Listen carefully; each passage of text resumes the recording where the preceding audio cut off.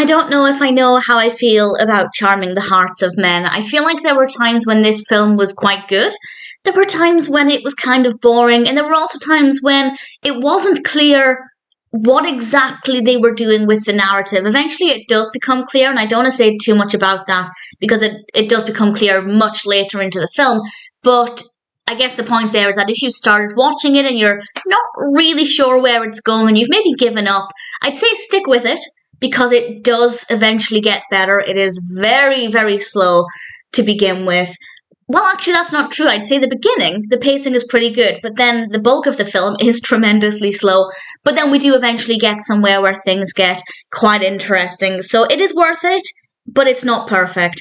This was released in 2021. It's written and directed by DeRose, and we have a cast including Anna Friel as Grace and Kelsey Grammer as Congressman. That is his name.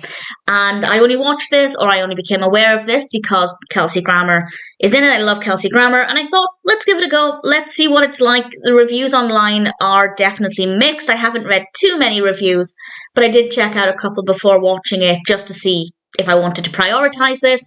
And it seems like it's had a pretty mixed reception, and I can kind of understand why. This is set in the 1960s during the Civil Rights Movement, and absolutely part of the narrative focuses on the civil rights movement, but it also focuses on the role of women in society because we have our protagonist Grace, who is a very likable protagonist. I really, really liked the character, and unfortunately her father has recently passed away, so she moves back to the south and she has to try and make it on her own and find her own 2 feet, but she doesn't really have a tremendous amount of experience with anything, and there are a lot of obstacles. And that part of it I thought was relatively interesting, definitely slow, but quite fascinating, I guess. And as I said, Grace was a likable character, so I wanted the best for her. I do feel like maybe she was too optimistic on too many occasions. She seems to be very positive, not all of the time, but maybe a little bit too irritatingly positive sometimes. Maybe unrealistic is what I want to stress there. But at the same time, she was likable, so I can't really complain too much. And we do have an interesting look at women's abilities, the attitudes towards women at the time. There are definitely some varied opinions on the role of women and where they stand in society. And while we're also looking at where people view Black people in society as well, there are some interesting contrasts and parallels, and I thought that was relatively interesting, but I don't want to say too much more about that. We also have, as I said, the character of the Congressman, who was fine. I liked Kelsey Grammer's performance. I don't think anybody gave a bad performance in this. In fact, we did have some pretty good performances, but I feel like Grace was the only character I truly cared for. And I guess that kind of makes sense because we are watching most of the film from her perspective. I didn't dislike any of the characters though, which is definitely a positive. So it seems like it's a very average film. There are some aspects that are really good, but there are some aspects that are just very mundane. And it's almost like the film, at least for the most part, it's like the film was confused about what it really wanted to focus on.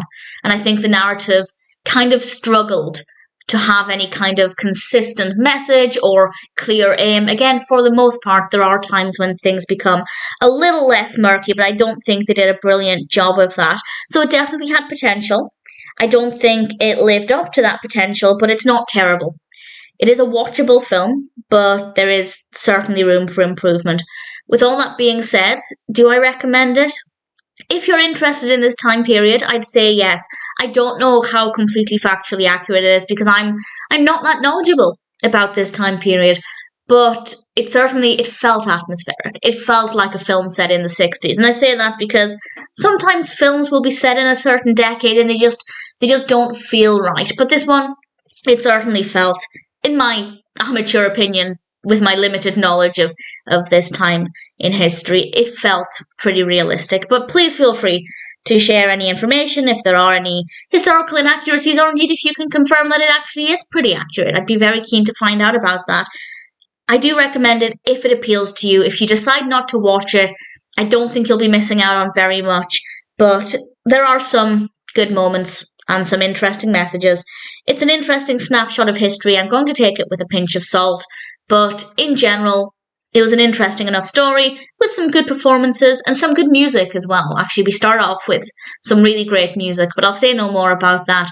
Charming the Hearts of Men is a pretty average film with some good moments, some less good elements of the film, but in general, if it sounds like it would appeal to you, then I'd say it's probably worth watching.